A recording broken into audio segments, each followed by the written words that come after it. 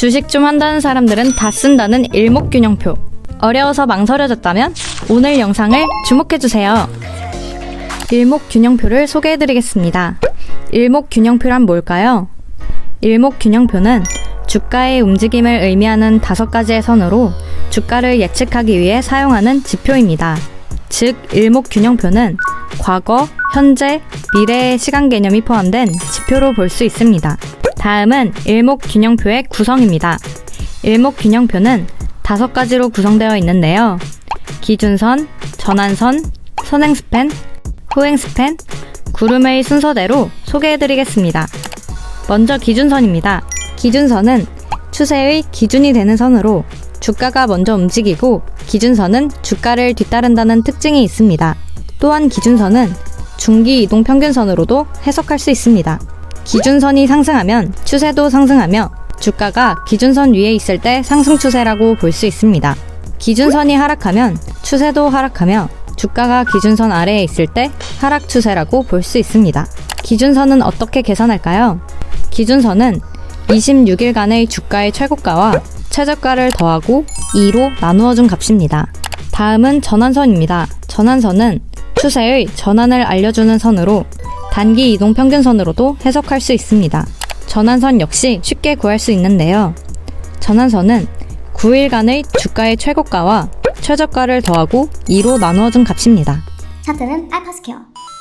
다음은 선행스팬입니다. 선행스팬은 과거 주가를 기반으로 미래 주가를 예측하려는 선이라고 볼 수 있으며 장기 이동 평균선을 미래에 표시한 선이라고도 할 수 있습니다. 선행스팬은 A와 B로 각각 다르게 계산되는데요. 선행스팬 A는 당일의 기준선과 당일의 전환선 값을 더하고 2로 나누어 준 값입니다. 선행스팬 A와 함께 만났을 때 구름을 형성시키는 선행스팬 B는 52일간 주가의 최고가와 최저가를 더해주고 2로 나눈 값입니다. 다음은 후행스팬입니다. 후행스팬은 현재의 종가를 26일 전에 나타낸 값으로 기존의 추세를 확인하는 목적으로 사용합니다. 다음은 구름대입니다. 구름대는 선행스팬 A와 선행스팬 B 사이에서 만들어지는 공간인데요. 구름과 같이 생겨 구름대라고 부르며 이는 조건에 따라 양운과 음운으로 구분될 수 있습니다. 양운은 선행스팬 B보다 선행스팬 A선이 위에 있을 때 형성되는 구름을 양운이라고 하고, 음운은 선행스팬 B선이 선행스팬 A선보다 위에 있을 때 형성되는 구름을 음운이라고 합니다. 구름의 두께에 따라 향후 추세에 대한 신뢰도를 알아볼 수 있는데요. 구름이 두꺼울수록 추세에 대한 신뢰도가 증가하며 구름이 얇아질수록 추세에 대한 신뢰도는 감소하기 때문에 이를 매매할 때 참고하시면 좋습니다. 일목균형표를 활용하기 위해서는 변수값을 세팅해야 하는데요. 알파스퀘어에서 사용하면 쉽게 세팅할 수 있습니다. 보조지표 버튼 클릭, 설정 톱니바퀴 클릭, 값을 순서에 따라 설정해 주시면 됩니다.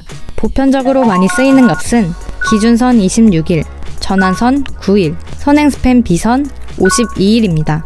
차트는 알파스퀘어. 다음은 일목균형표의 활용법입니다. 일목균형표의 활용법으로는 4가지가 있는데요. 순서대로 기준선과 전환선의 교차, 구름을 이용한 돌파 매매, 구름대 지지와 저항, 후행스팬을 이용한 매매를 순서대로 소개해드리겠습니다. 먼저 기준선과 전환선의 교차입니다.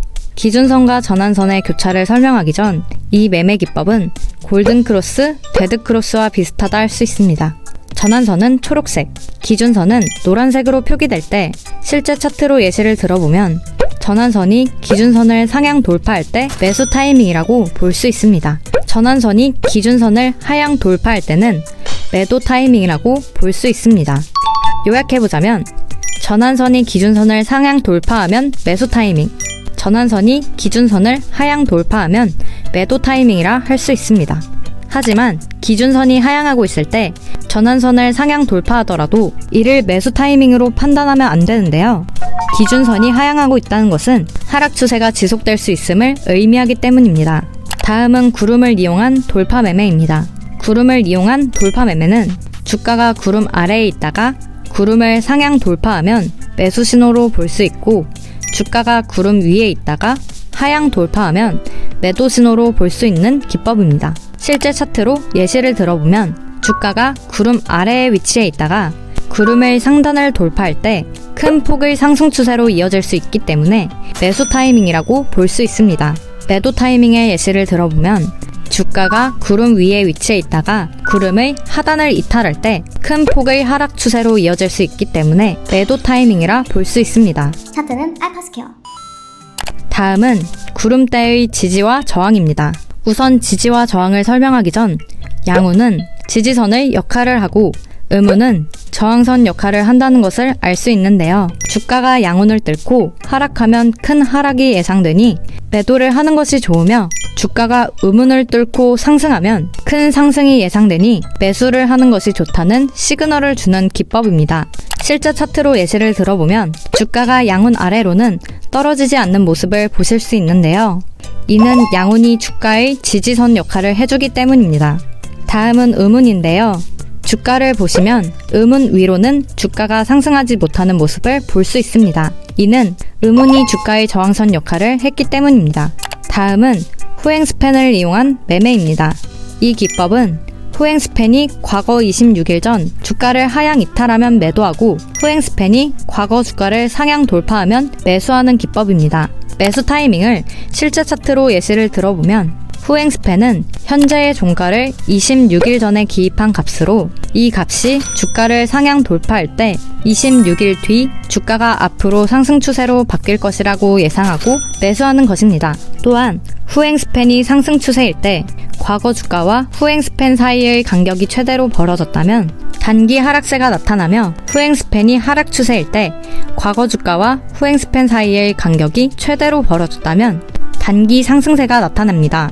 단기 상승세를 실제 차트로 예시 들어보겠습니다. 후행 스팬이 하락 추세일 때 과거 주가와 후행 스팬 사이의 간격이 최대로 벌어졌다면 단기 상승세가 나타납니다. 다음은 일목균형표의 한계입니다. 일목균형표는 시장의 큰 흐름을 파악할 때 유용한데요. 그 중에서도 종합주가지수와 대형주에 유용하며 중소형주에는 비교적 적중률이 떨어지는 편이기 때문에 사용을 지양하는 것이 좋습니다. 또한 지표를 구성하는 선이 많아 차트의 가독성이 떨어질 수 있습니다. 저만의 팁을 보자면 저는 이 전략을 자주 써서 원하는 선을 보고 싶을 때 알파스퀘어에서 다른 선들을 투명으로 활용하시면 좋습니다.